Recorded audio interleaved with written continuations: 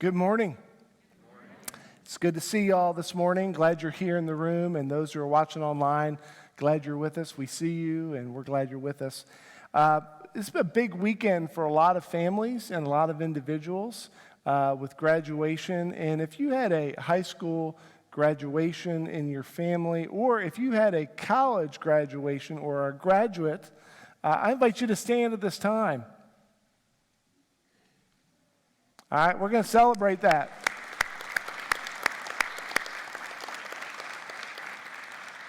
We celebrate with you very much. Now, you might be wondering, what is the rock for? If you're watching online, you have no idea what this is, but everybody came in. Hopefully, you picked up a rock. Does anybody need a rock? Raise your hand if you need a rock. All right, we got at least a couple here. Do not throw them at me, all right? Number one, I had 4 people tell me that this morning, so that is not a good sign. Number 2, don't hit anybody with your rocks. We'll use this at the end of the message today, but I hope this will be an encounter that will be important for each one of us, particularly as we think about the people in our lives. I want to begin today with a story about one of the most recognizable brands in the world. It's Starbucks. Starbucks coffee. Do you know the story behind Starbucks? In 1981, there was a guy by the name of Howard Schultz who lived in New York City, went to Seattle, Washington, and when he went to Seattle, he went to this coffee shop, and it just captured his attention. Had a cool vibe, they had great coffee, people were conversing, and he decided, I need to change some things. I need to learn, and I need to put my direction here in this company. So he actually quit his job and started working for this company in 1982. He learned about the business and those types of things. He actually went to Italy, and then when he came back, he had this idea. And he worked with another firm and basically started this idea of Starbucks, of creating coffee shops where people would not just gather at home or gather at the workplace, but would gather around coffee and just be together. And this idea, they started in 1992 with 165 stores. And by the year 2000, they grew to 5,100 stores. Howard Schultz stepped off being the CEO of that company, took, I'm sure, a nice buyout. And then in 2007, something happened. There was a lot of competition for Starbucks. There was Dunkin' Donuts. There was McDonald's coffee. Starbucks started to sell breakfast sandwiches. They started to sell DVDs and CDs. And what they found was their market share went down tremendously. So they called Howard Schultz to come back and to rescue the company. He made some immediate changes. He installed a new board, and he tried to get a lay of the land of Starbucks, what it was. And he realized that the core problem of Starbucks is they had forgotten what their core business was. In fact, he found that, when we think about Starbucks coffee, and I'm a coffee drinker, I love coffee, and some of you know the best way to make coffee is to grind it just before you brew it because it tastes better. But they found they stopped actually doing that at Starbucks locations. So they went back to grinding coffee. They took out the DVDs and CDs. They took out the sandwiches. They tried to enhance the smell and to get back to their core business of selling coffee and providing a place where people could gather. In 2009, about a year later, their stock price rebounded to 143%. But they did one other thing that was really crucial. They stopped in February of 2008, and they closed all their locations for 3.5 hours. It cost them $6 million to do that. And what they did essentially was train their people how to brew and make great coffee. Because if they couldn't have great coffee, they couldn't have a great experience. And that made all the difference for them. They recognized their core business. And currently, I was curious, they have 31,000 stores. My daughter works at one of those. And they have made $31 billion in revenue the past 12 months. It's the power of focus. As we come out of this pandemic, in the face of racial challenges, political divisions, denominational insecurity, we at our church have recognized we need to move beyond pivoting to being more intentional, to remember what our core business is. Where will we put our energy? Proverbs 28:19 says, where there is no vision, the people perish. And so on May 5th, we extended an invitation for as many people who could come. And we had over 100 people gather here on May 5th to hear really a lot of specifics about where we're going to put our energies over the next 3 years. I am not going to repeat all of that. In fact, we have pieces of paper that can recap a lot of that. What I am going to talk about today in story form is the why behind the what. I'll talk a little bit about the what, but more about the why, and hopefully the why will indicate what the importance is. So I want to take you through a couple stories from Jesus' life, and that will reveal about our focus for the next 3 years. One day, Jesus decided to drop a bomb on his disciples. You can read about this in Mark chapter 4, verse 35. He had told his disciples, we're going to go to the other side of the Sea of Galilee, the other side. Now, if you don't know anything about geography, one side was the Jewish side, the other side was the non-Jewish side. It was the Gentile side. And so Jesus said, we're going to go from the Jewish side that had all sorts of crowds gather around Jesus to the non-Jewish side. Now, when he went to the non-Jewish side in the boat, a very interesting thing happened. He went from large crowds to one guy greeting him and his disciples on that seashore.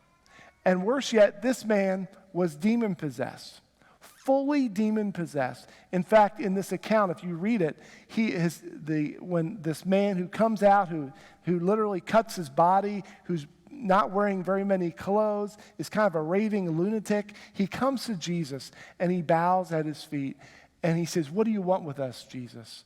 And Jesus says, what's your name? And he said, our name is Legion because we are many. And so Jesus cast the demons out of this man. Now you might remember this story that there's a huge amount of pigs up on a hillside, 2,000 to be particular. And the demons say, we want to go to the pigs, send us to the pigs. Jesus casts out the demons to go to the pigs. Now, this would be an interesting day to be a pig farmer because you had 2,000 pigs all of a sudden encompassed by demons, and they ran over a hillside and they all killed themselves. 2,000 pigs committed mass suicide. Think about that. Imagine you're the guy who's in charge that day and you got to go tell your boss what happened. Can you imagine that? It's interesting in the story, he goes back and they bring out the people from the town. They hear something happen and they wonder what happened. And the interesting thing is what the people from the town ask Jesus. They don't ask Jesus, hey, I have someone else who's not right, who needs help, or someone else who needs healing. What they ask Jesus to do is to leave. Leave this area, get back in your boat, and go back to the other side of the lake. And they find this man who was demon-possessed, sitting, dressed, and in his right mind. And then this interesting thing happens.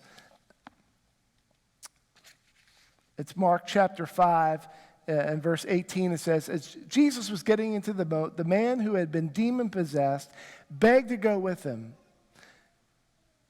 Jesus did not let him. This is Mark 5:21 or 19. Jesus did not let him. Interesting. Why did not Jesus let him get in the boat? Jesus called people to discipleship, come follow me. But here's a guy who's ready to leave everything, and Jesus tells him, don't get in the boat. He says, go home to your own people and tell them how much the Lord has done for you and how he has had mercy on you. How do you think that man felt?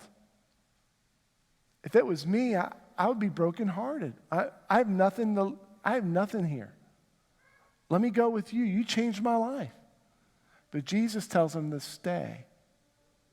And can you imagine how that man felt when he saw the boat and the went back on the other side of the lake and eventually it's far away, what's he going to do? Verse 20.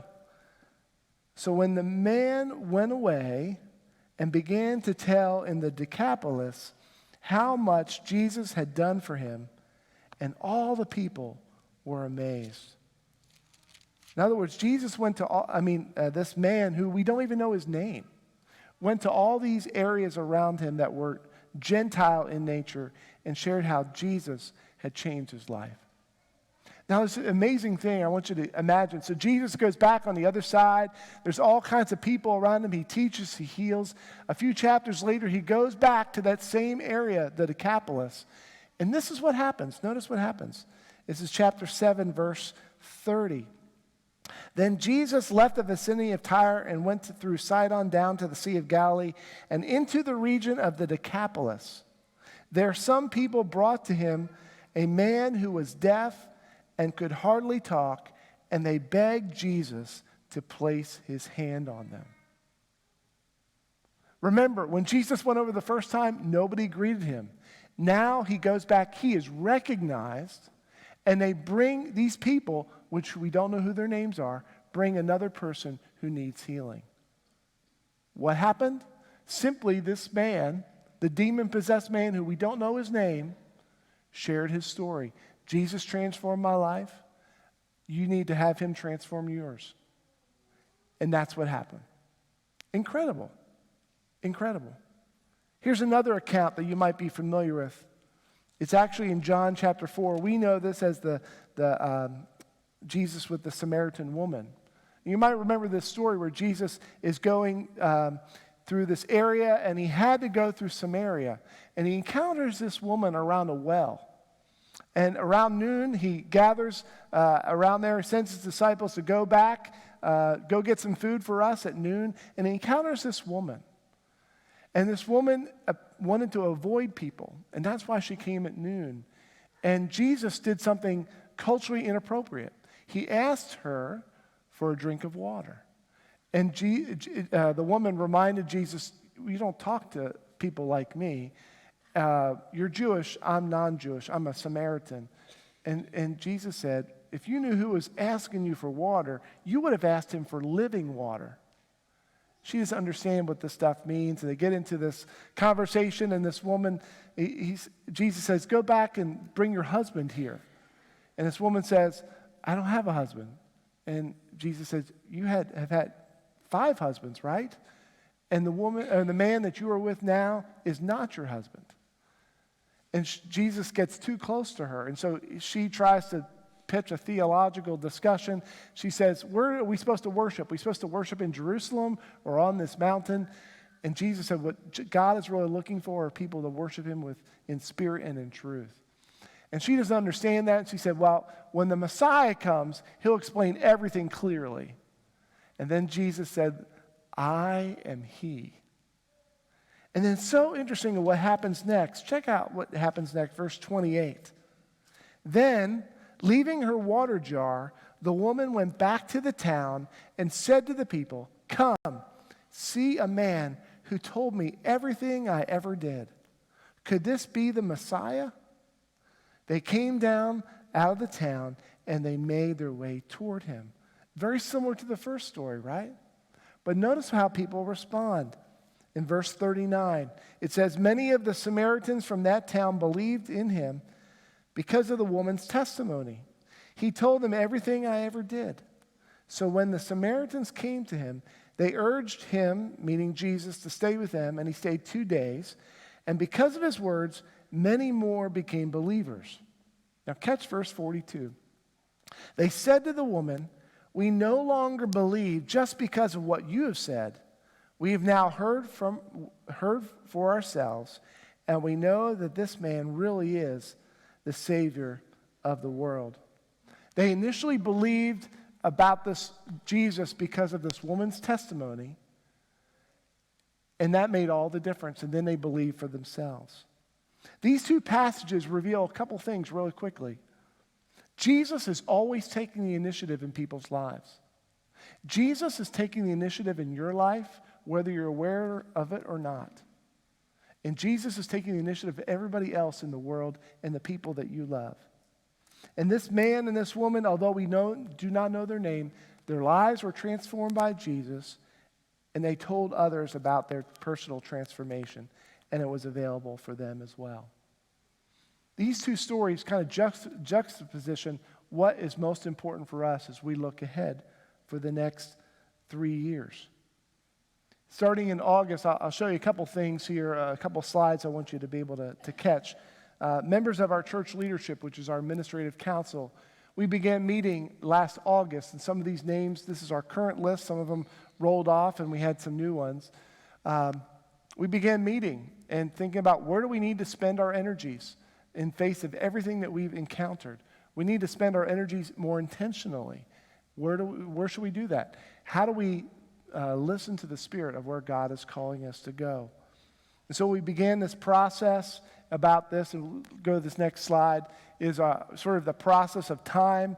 This involved a lot of meetings, a lot of prayer, a lot of conversation.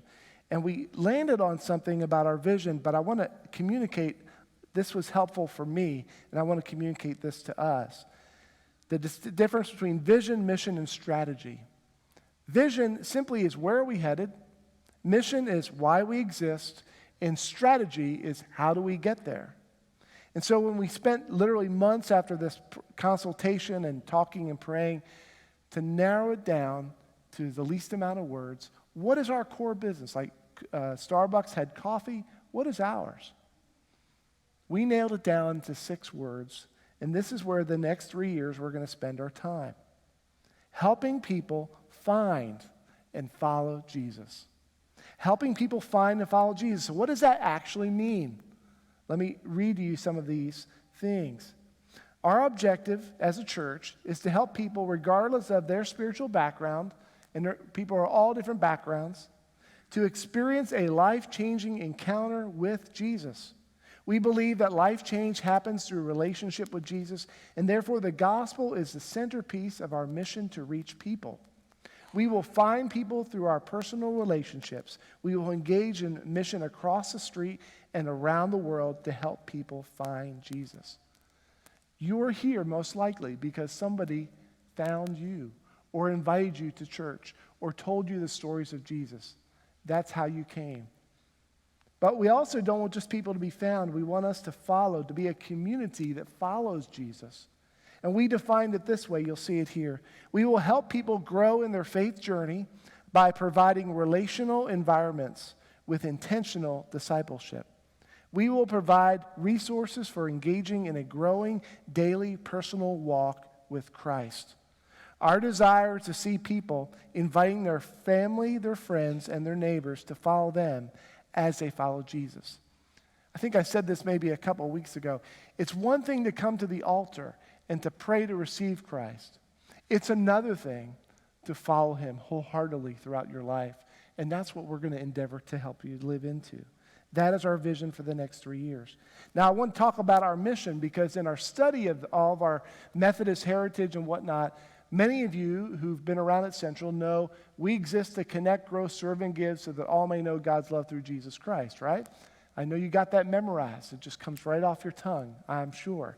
But we realized it was incomplete because it communicated it's about us.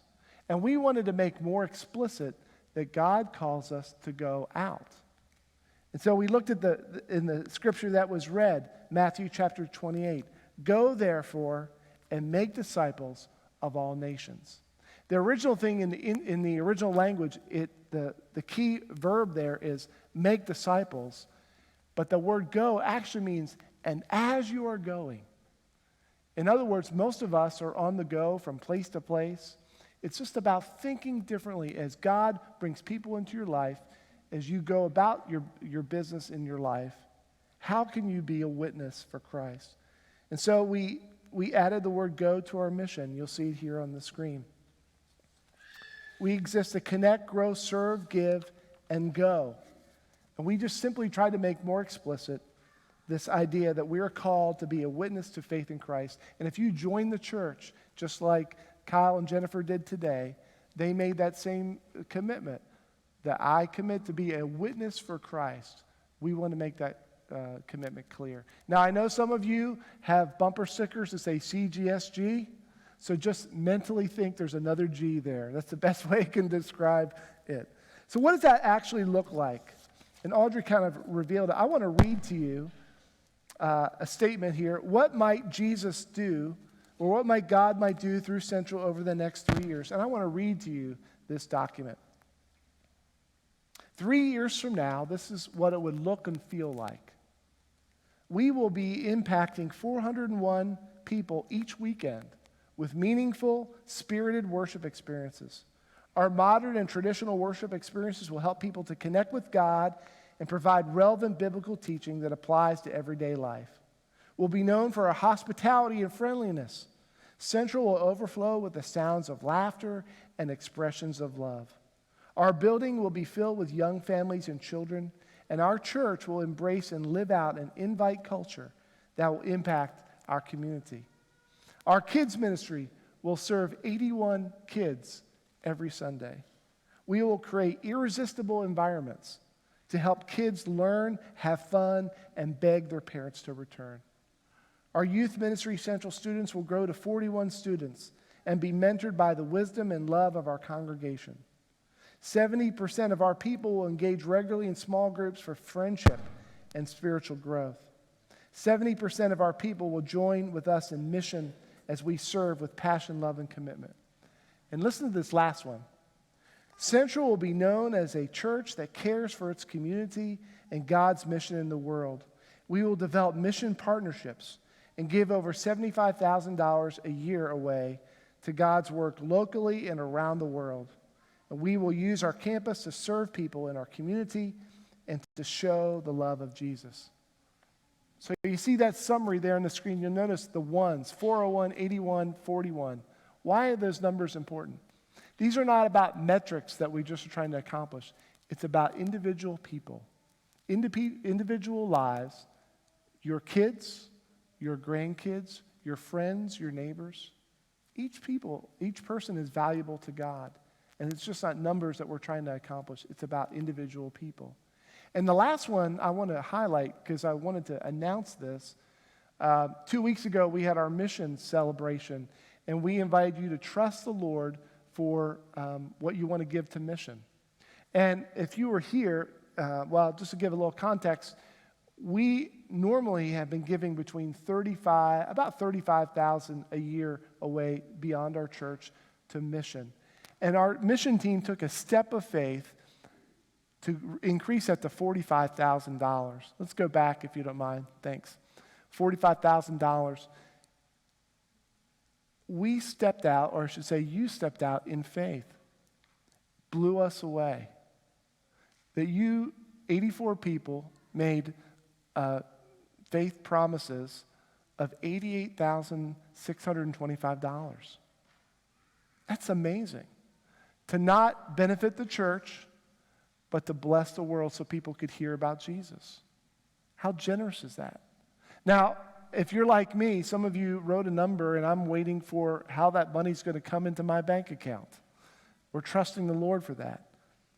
But isn't that incredible how God has done that? I want to share with you a couple of things, and then I'll wrap up. Just to show you a little bit about our mission field. We're reminded who we're here to serve. We're here to serve people in our community. Roughly in a 20-minute area of our church, 112,000 people live here. And I'm just going to give you a couple numbers I want to demonstrate. I'm just looking at the group of people. I'm going to have all of you stand right here. Just this row, this section here. All right, let's go. I think we have the slide here. I just want you to know within a 20-minute radius, 1/3 of people don't believe God exists at all. I want you to feel that. That we live in the Bible Belt. I'm not saying you don't believe in God, but I'm just giving you an example. All right? Now I'm going to ask this section to stand.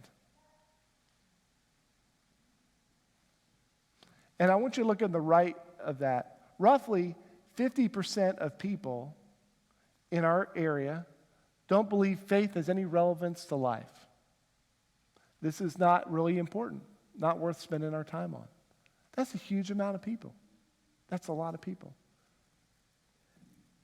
Now be seated. Thank you. One last group. I'm going to have you all stand. This represents roughly the people in a 20-minute area of our church who attend church currently. 20, maybe 25%. That's just giving you the lay of the land of our mission field, the people that we're called to serve. Now I'm going to ask one last thing. If you know somebody who is living apart from Christ that you love and care about, they may go to church, they may not go to church, but you know they're not finding and experiencing the new life that Christ offers, I'm going to invite you to stand.